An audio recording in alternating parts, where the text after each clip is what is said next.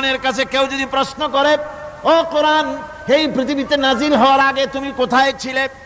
কেউ যদি প্রশ্ন করে, কোরআনে কারীম নিজে নিজের পরিচয় শোনায়, আমি কোথায় ছিলাম শোনো। বাল হুয়া কুরআনুম মাজিদুন ফি লাউহিম মাহফুজ, বরং এই কিতাব অতীব মর্যাদা সম্পন্ন সুরক্ষিত ফলকে লিপিবদ্ধ ছিল, আমি ছিলাম লৌহে মাহফুজে, সেখান থেকে এসেছি। যদি কেউ প্রশ্ন করে, কোরআন কি কোরআন, তুমি কার উপরে অবতীর্ণ হয়েছ? জবাব কোরআন নিজেই দেয়, ওয়া আমিনু বিমা নুজিলা আলা মুহাম্মাদ ওয়া হুয়াল হাক্কু মির রাব্বিহিম, ঈমান আনো সেই জিনিসের উপরে যেটা মুহাম্মদ সাল্লাল্লাহু আলাইহি ওয়াসাল্লামের উপর অবতীর্ণ হয়েছে। আবার অন্য আয়াতেও জবাব পাওয়া যায়, তাবারাকাল্লাযী নাযালাল ফুরকানা আলা আবদিহি লিয়াকুনা লিল আলামিনা নাযীরা। অতীব বরকতপূর্ণ মহান সত্তা সেই আল্লাহ রাব্বুল আলামিন, যিনি তার বান্দার পরে ফুরকান অবতীর্ণ করেছেন। সুবহানাল্লাহি ওয়া বিহামদিহি। কোরআনের নাম আমি বলেছিলাম শুধু কোরআন নয়, অনেক নাম আছে। কোরআনের আরেক নাম ফুরকান। কোরআনের আরেক নাম কি? আল ফারকু বাইনাল হক্কি ওয়াল বাতিল। কোরআন হচ্ছে সেই মহাসত্য যা মিথ্যা এবং সত্যের মধ্যে পার্থক্য সূচিত করে, মঙ্গল এবং অমঙ্গলের মধ্যে পার্থক্য সৃষ্টি করে, যা সত্য এবং মিথ্যার মধ্যে তাফরিকা সৃষ্টি করে, সত্যকে মানুষকে বুঝিয়ে দেয়। তার নাম হচ্ছে ফুরকান। এবার যদি প্রশ্ন করা হয়, ও কোরআন, বুঝলাম তুমি লৌহে মাহফুজে ছিলে, বুঝলাম তুমি নবীজির উপরে নাজিল হয়েছো, এবার বলো তুমি কোন মাসে নাজিল হয়েছো? তুমি তো আসছিলা প্রথম কোন মাসে নাজিল হয়েছো? এ প্রশ্ন যদি কেউ করে, কোরআন তার জবাবে বলবে, শাহরু রমাদানাল্লাযী উনজিলা ফীহিল কুরআন, রমজানের পবিত্র মাসে আমি অবতীর্ণ হয়েছি। সুবহানাল্লাহ। যদি প্রশ্ন করা হয়, রমজানে তো আসছো, কিন্তু প্রথম নাজিল হয়েছিল কোন সময়? ওটা কি দিন ছিল না রাত ছিল?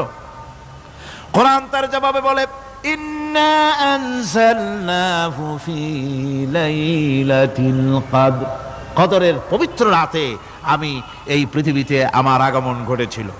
যদি প্রশ্ন করা হয়, বুঝলাম সবই, কেন নাজিল হয়েছে তুমি? এই পৃথিবীতে তোমার আসার উদ্দেশ্য কি? মূল কাজটা কি? এই প্রশ্ন যদি করা হয়, কোরআনে কারীম তার জবাবে বলে, শোনো কেন এসেছি। লিতুখরিজান নাসা মিনাজ যুলুমাতি ইলান নূর, আমার মিশন হচ্ছে গোটা বিশ্ব মানবতাকে পুঞ্জীভূত জমাট বাঁধা অন্ধকারের ভেতর থেকে টেনে বের করে আলোর সন্ধান দিতে, আলোর দিকে আনার জন্য আমি কোরআন নাজিল হয়েছি।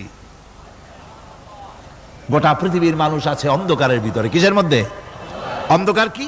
অন্ধকার হচ্ছে পুঁজিবাদ, অন্ধকার সমাজতন্ত্র, অন্ধকার ধর্ম নিরপেক্ষতাবাদ, অন্ধকার জাতীয়তাবাদ। মানুষের তৈরি করা যত মতবাদ সব কি? জোরে কোন, সবগুলি কি? অন্ধকার। এই অন্ধকারের ভেতর থেকে মানুষগুলিকে টেনে আনবে কোরআন কিসের দিকে? আলোর দিকে। এবার যদি প্রশ্ন করা হয়, বুঝলাম তুমি অন্ধকার থেকে আলোর দিকে নিয়ে আসবে, আলোর দিকে আসলে পরে ফায়দাটা কি হবে? মূল ফায়দাটা বুঝায় দাও, আসল ফায়দা কি হবে তোমারে যদি মানি? কোরআন তার জবাব দেয়, নিজের পরিচয় নিজে তুলে ধরে, ফামান তাবিআ হুদায়া ফালা খাউফুন আলাইহিম ওয়ালা হুম ইয়াহজানুন। এই কোরআনকে যদি মেনে চলো, এই কোরআনের আইন যদি মানো, সমাজে মানো, ব্যক্তিতে মানো, পরিবারে মানে, রাষ্ট্রে মানো, জীবনের সব ক্ষেত্রে সমস্ত জায়গায় যদি এই কোরআনকে মেনে চলো, ফালা খাউফুন আলাইহিম, তাহলে তোমাদের কোনো ভয় থাকবে না, ওয়ালা হুম ইয়াহজানুন, কোনো চিন্তাও থাকবে না। কিসের ভয় থাকবে না? কোরআনের আইন মেনে যদি চলো সমাজে ও রাষ্ট্রে, চুরির ভয়, ডাকাতির ভয়, জিনার ভয়, হত্যার ভয়, সন্ত্রাসের ভয়, কোনো ভয় থাকবে না। ওয়ালা হুম ইয়াহজানুন, চিন্তাও থাকবে না। খাওয়া পড়া, শিক্ষা, চিকিৎসা, বাসস্থান, এগুলির কোনো চিন্তা থাকবে না। কোরআনের সমাজে সব কিছুর গ্যারান্টি দেওয়া হবে, সবগুলি পেয়ে যাবে।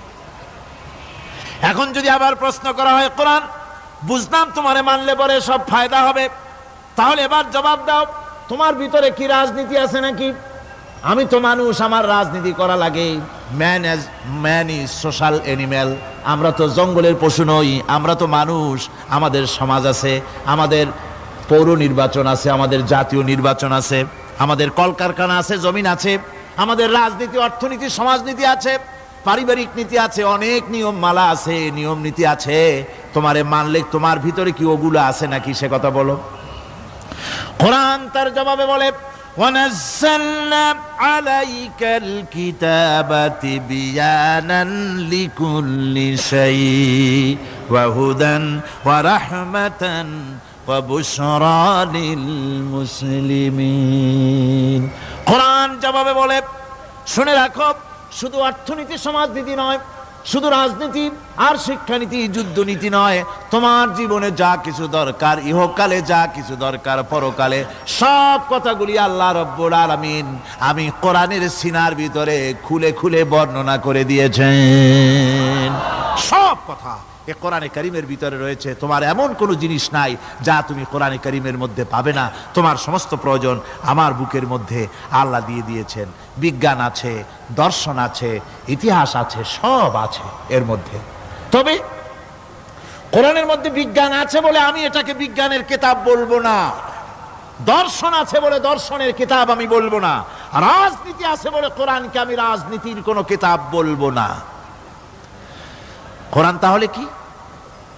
কোরআন হচ্ছে অর্থনীতি, সমাজনীতি, রাজনীতি, পারিবারিক নীতি, মানুষের জীবনের যা কিছু প্রয়োজন, সমস্ত নীতি মালার নীতি গ্রন্থের নাম হতেছে কোরআনে কারীম। সমস্ত নীতিমালার নীতি গ্রন্থ কোরআন। এখানে রয়েছে সব কিছুর উৎস, যেটা গ্রহণ করলে পরে মানুষ আরামে থাকতে পারবে। অমুসলিম নাগরিক বৃন্দ তাদের নাগরিক মর্যাদা পাবে। মুসলমান, কৃষক, নারী, চিকিৎসা, কৃষিবিদ, সাধারণ মানুষ, রং, বর্ণ, ভাষা নির্বিশেষে গোটা মানব সভ্যতা আরামে বাস করতে পারবে। পশু পাখিও আরামে থাকবে, গাছপালাও আরামে থাকবে, যেহেতু নির্দেশ হয়েছে বিনা প্রয়োজনে গাছের পাতাটিও ছিঁড়ো না। ইসলামের সমাজ যদি চালু হয়, গাছেরাও আরাম পাবে, পাহাড়ও আরাম পাবে।